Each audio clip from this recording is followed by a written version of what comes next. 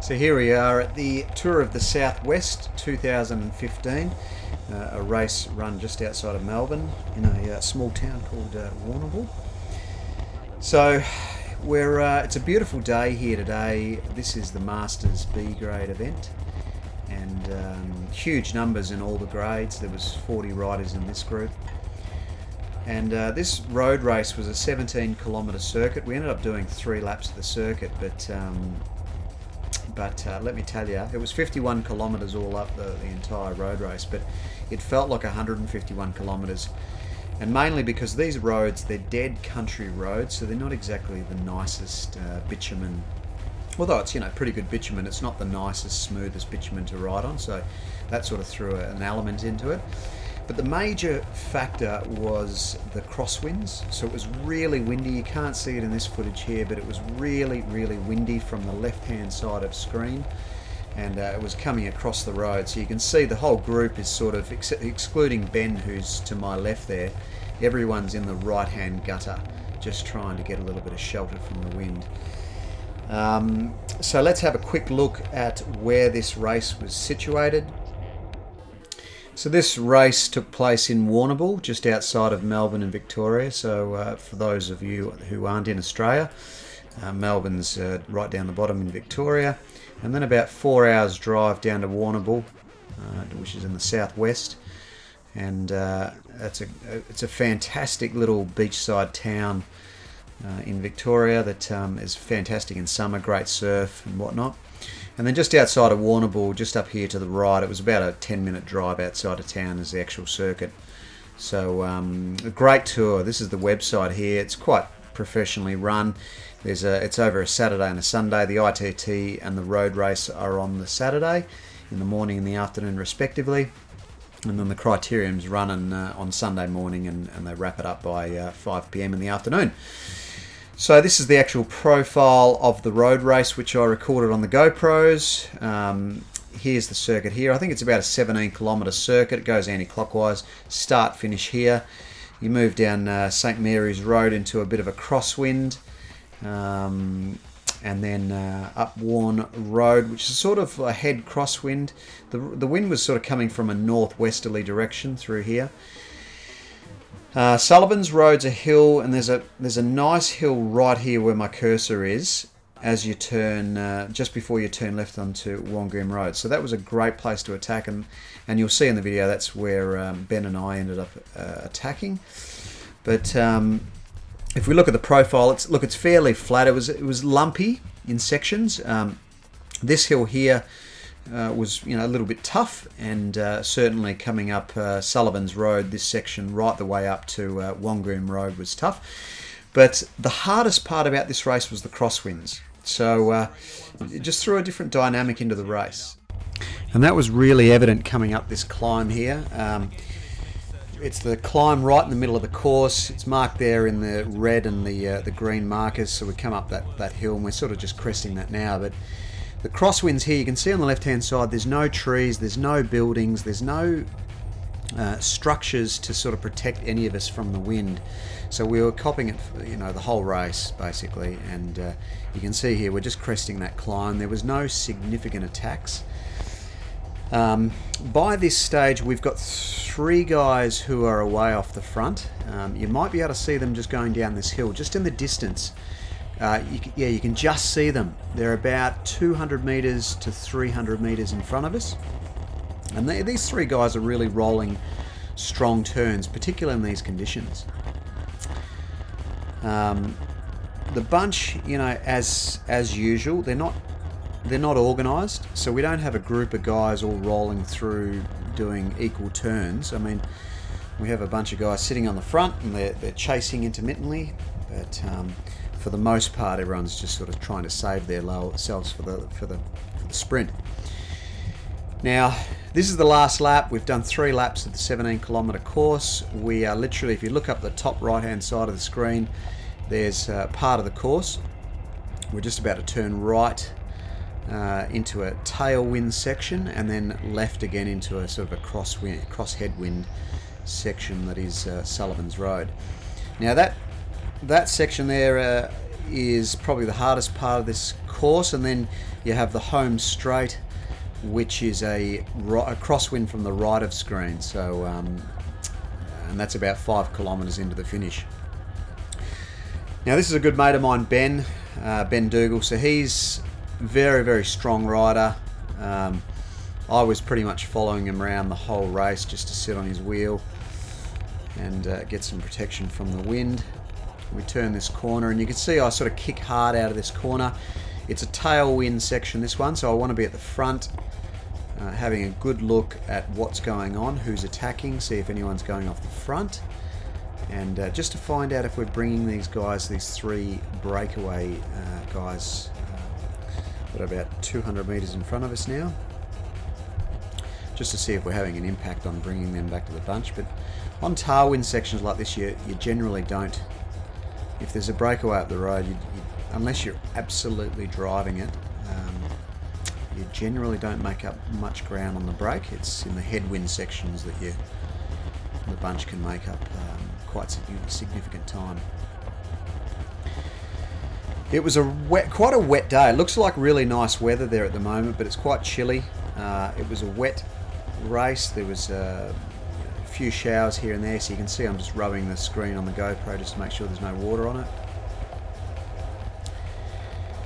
And we're about to swing around a left-hand bend and then another left-hand turn into Sullivan's Road, which is basically a steady climb up to Warrnambool Road, and it's under these conditions it's into a headwind, so quite a good place to attack right at the end before you turn onto Warrnambool Road.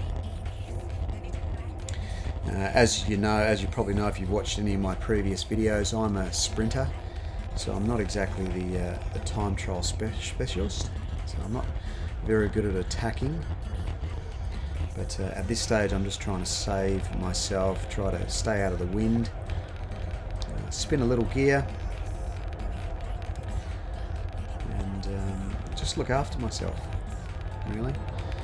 If you stay close to the front in these sorts of races where there's crosswinds, you can tend to stay within the echelon. So you can see here I'm right on the outside of the road, but I'm still in that echelon of 5 or 6 riders. Now, everybody behind me then has to make a new echelon, so to speak. So you can see these guys on my left, they're sort of sitting out in the wind, and they're probably doing it a lot harder than what I am right now.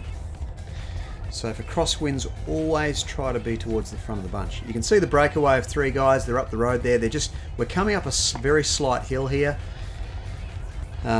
So, you know, they're looking pretty at this stage. No one's really chasing. I'm looking at the guys up the front here and just thinking to myself, you know, what are they doing? They're not really chasing very hard. So there's a few questions in the air. Are we going to bring them back? You can see my wattage at the top of the screen. It's up to 300 to 500 watts, and we're only doing 22 k's an hour. So we're going over quite a steep hill here into a headwind. So that gasses the legs a bit, plays with a few heads, you know, and trying to bridge that gap across to those breakaway guys it's a bit of a daunting task into this wind. And I think that's why a lot of these guys were just sitting in the bunch, not really reacting. We'd done a time trial earlier in the morning, so this is a 3-stage tour, so everyone's legs were a bit cooked by this stage. Sort of it was a 11-kilometre individual time trial, and there was a bit of pain being shared around. So you can see we're only doing 32 kilometers an hour for a 300 to 320 watt power output. So, and I'm sitting in. So you can imagine how hard it is sitting on the front along this section here.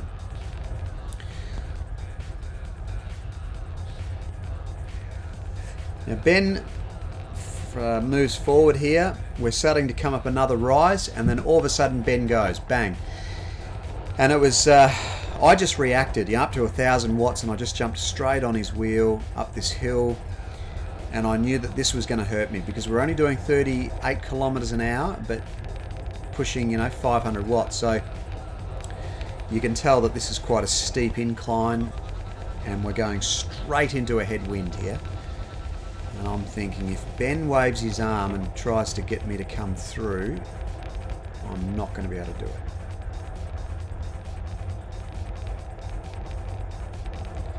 Ben's a very strong rider. He finished 4th or 5th in the individual time trial in very tough conditions. So the sort of rider that can go out like this on his own and just push the pedals around all day.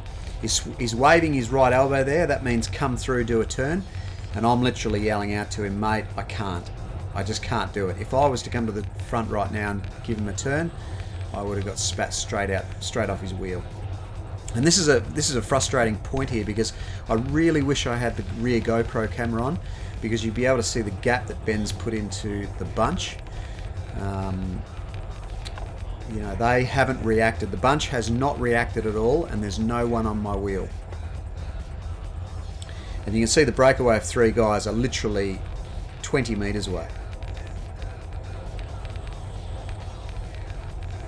So Ben's still pushing into a headwind here. I can't imagine what sort of wattage he's pushing out. I mean, I'm doing 300 and up to 400 watts, and he's going straight into a headwind. So we've finally caught the 3 breakaway guys, and we're looking over our shoulder to see what gap we've put between us and the main bunch. And certainly quite a big gap. So I'm sitting on Ben's wheel here, just absolutely hurting. My max heart rate, you can see the BPM there next to the kilometres per hour. My max heart rate is 182 to 186 beats a minute. So you can see I am practically at my max heart rate here. Still pushing 300 watts, just sitting on Ben's wheel. I felt so bad for not pulling a turn here, because I just gave Ben no help whatsoever. And I just couldn't. I literally couldn't do it. I was absolutely cooked up to this stage. But this is what a sprinter does, I mean, the other way you could look at it is that if you were ever going to go across to a break like this, you just wouldn't take a sprinter with you. If a sprinter jumped on your wheel, you'd sit up. You wouldn't keep going. But Ben's going for the overall. So Ben was 5th on GC because of his excellent time trial. So I don't think he cared too much at this stage. I think he just wanted to get across to the break and see if he could put some time into his opponents. And so the fact that he took me across to the bunch probably didn't matter a great deal to him. Now the guy in front of him in the blue jersey, he won the individual time trial, so he is leading the tour at this stage. And you can see the 3 guys that we've caught are pretty much cooked. They've been out there for a long time, pretty much a whole lap on their own, and they'd be absolutely at max heart rate, lactic in the legs, hurting bad. So we could really tell that they were pretty knackered by this stage. So you can see Ben's still slugging along, sitting on the wheel here. We're just trying to recover a bit. I mean, as I said to you, I'm just at my absolute max heart rate, just trying to get it down enough to be useful to this bunch, so that I could pull a couple of turns and make sure we stay away from the chasing bunch. And then, so see the wave of Ben's left elbow there, he's just waving me through. I've come to the front. You're not allowed to cross those lines, because on the right hand side there is the oncoming traffic, and so you just got to stay left of that line. We just start rolling turns. I've got the heart rate down a little bit, enough to be able to pull a couple of turns. And you can see here I've managed to pull 2 turns, which I'm impressed with. But again, it's all about looking after yourself, making sure as a sprinter, making sure that you've got the legs and got your heart rate down to be able to sprint at the end. And I'm sort of glancing over my shoulder every now and then just to see where the bunch is, see how far behind they are. They're roughly about 200 to 300 metres behind us. We are slowly putting more of a gap into them.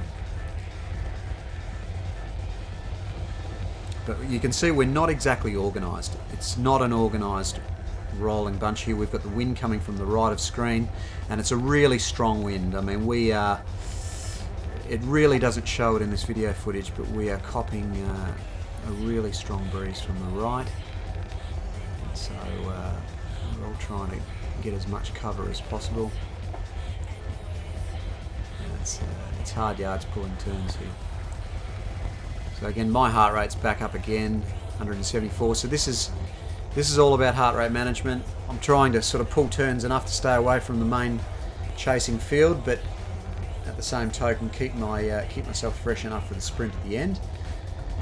Otherwise, it's all not worth it really in the end if you haven't got the legs to sprint.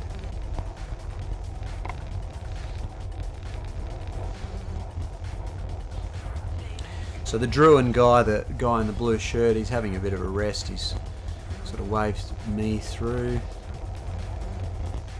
And then I've just sort of figured I'm not going to pull another turn here. At this stage we have roughly 2 kilometres to the finish. So you can see the map, the little map on the top right there. Where it ends is where the start finish line is. And we've got we're cresting one more little hill. Which is quite insignificant, but then it drops down into a little valley section, and then it's a slide uphill to the finish.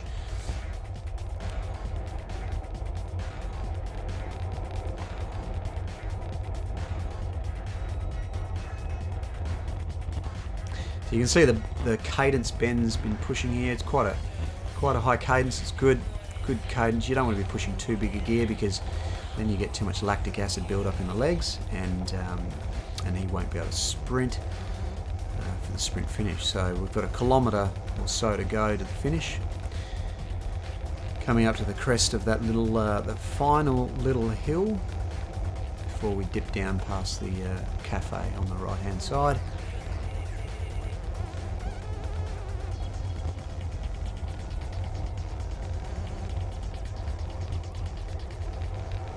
You can see Ben's just pulling hard turns. He's coming to the front, just absolutely driving it, because he knows that he's putting time into his opponents, and then he can get himself up on the general classification. Whereas I didn't finish too well in the individual time trial. I was, I'm not a time trial specialist, but I came midfield out of 40 riders. I came about 18th, I think it was. So there's about 500 metres to the finish line. I know this now, so we are well and truly going to stay away from the main field. I've looked over my shoulder. They're quite a long way behind us, so I know that it's going to be a bunch of sprint out of the 5 of us. And I'm just keeping an eye on everyone now. So I literally am jumping on everybody's wheel just to make sure that I'm relatively close to the front of this bunch of 5, so that when someone kicks, I won't have any traffic to sort of avoid or get around. And again, keeping in mind the wind's coming from the right hand side, so when I'm sprinting, it's if I could go down the left hand gutter, it'd be ideal. So Ben's kicked here, and he's a long way from we've kicked up to nearly 1200 watts there. This is a slight uphill section with a crosswind from the right, and he's gone from a long way out. So I've jumped on his wheel. There's no one on my wheel. There's probably a 10-metre gap to the people behind me. And I've just decided to sit on Ben's wheel to a point where I can go, and then I've decided to jump here. And I haven't really put a huge sprint in because it's just all I needed was enough to get over Ben's wheel, and it was enough to get the win.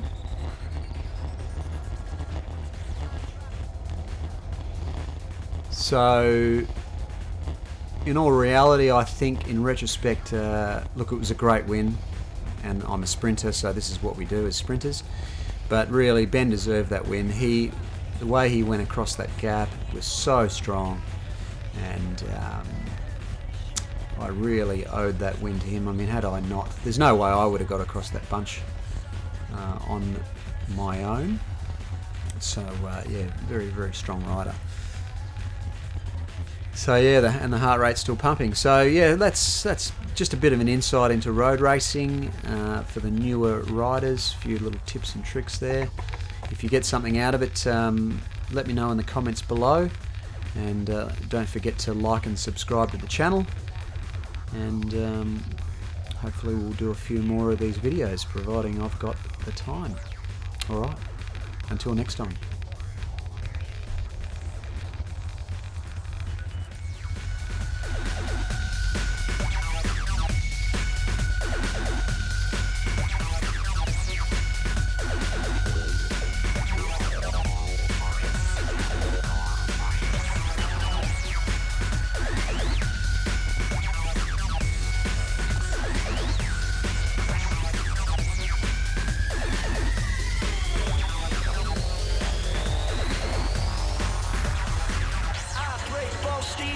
Mobile phone setup, cutting deals for these homeless meals making. I don't threat using Chinese birds at you.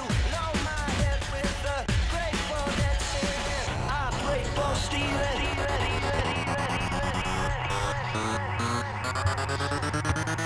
I break bone stealing.